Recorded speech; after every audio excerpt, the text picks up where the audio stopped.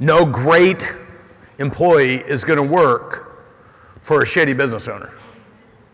So any of you running around, because what you think is what you say is what you do, and what you do is what you're known for. The higher you believe, the higher you achieve. If you have low belief, you're not going to have the energy to carry yourself forward and have the resilience to break through the false limited beliefs, the poor performance, the employee that let you down. If you don't have effectiveness in the operations of your business, then you will lower your own belief about what's possible. And then if you don't have me leadership, many of the questions that you were asking about was, how do I get started? How do I develop a team? Well, your team needs an example.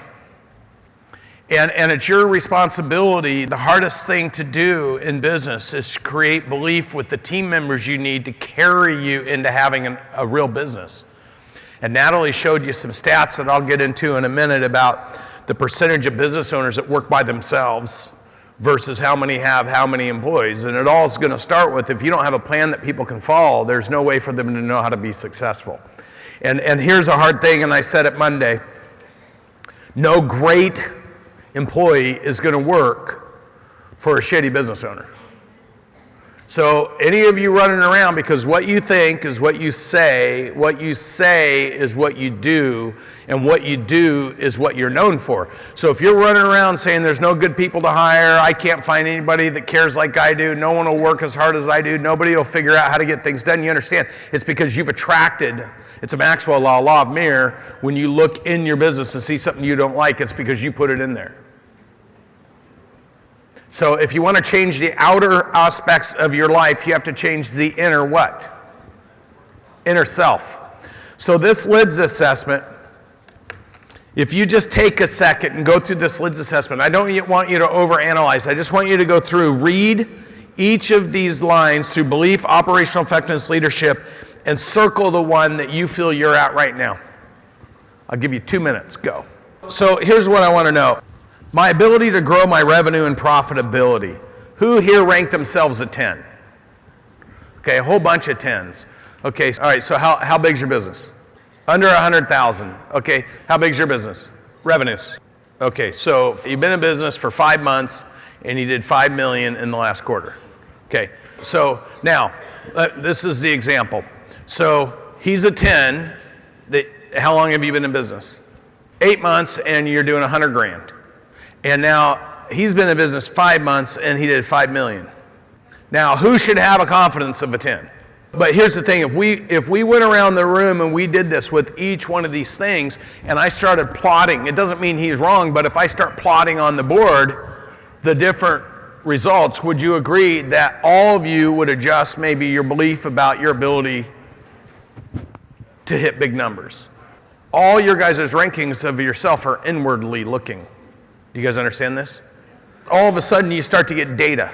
So I'm going to start showing you guys what happens when you get relevant data. Who scored themselves a 160 or better in total score? Anybody in this room? 150? 140? Okay, there's a 140. Any other 140s? There's a 140. You scored yourself a 140. How many employees do you have? 9. And what's your revenues? 5 million this year. 5 million this year. Okay, and what were they last year? 3.8. 3.8. What were they the year before? 1.9.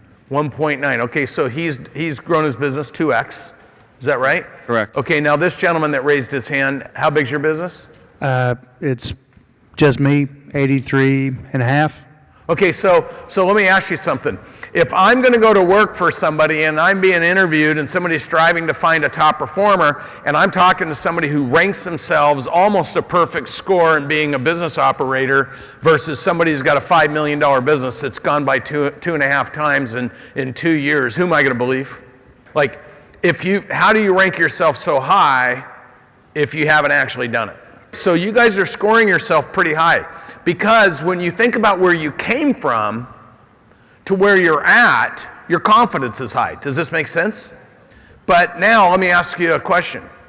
Where do you think you actually score versus somebody who's built a business from scratch to 125 million revenue in 5 years, or 7 years, or 10 years? Would you still score yourself the same? Yes or no? The thing to understand is the way you're scoring yourself in belief, operational effectiveness, and leadership is from where you came from. Now, if we were scoring you compared to what the actual opportunity is, what do you think you'd score yourself? So here's the thing. When you put things into context and you have contrast, you have the proper data and information to make a good decision. Does this make sense to you? So until you have that, your belief can be high. But that does not mean you're going to stimulate the people around you's belief to be high. The hardest thing for a business owner is first to get over their own success. Because see, what makes you great is your single largest blind spot. See, why did you go into business? Well, statistically, 70% of you started a business because you didn't want a boss. You didn't want to be told what to do. You didn't want to be capped and limited on your earnings ability. You didn't want to be dictated to. You didn't want to be addressed. You wanted to be your own person, doing your own thing, the way you want to do it, wherever you want to do it, with whoever you want to do it, and you call that freedom, so you decide to start your own business. And good for you. But see, you didn't start the business because you were excited about doing something. You started the business because of what you didn't want. And that establishes a fundamental belief called the entrepreneurial dilemma. Because as soon as you start your business, you start thinking everybody's like you, so when you hire your first employee, you treat them the way you wanted to get treated, the way you were at, which is no one telling you what to do, no one limiting your caps. So you hire people and you're like, there you go. Let's go. And then you're like, they ain't going anywhere. What's wrong with these people? And then you formulate a belief about what's wrong. And then you start talking about it. So the higher you believe, the higher you achieve. It is your job to find the data, the information, to be searching, to elevate your belief, to pull you up, which means you have to become an expert at asking the right questions.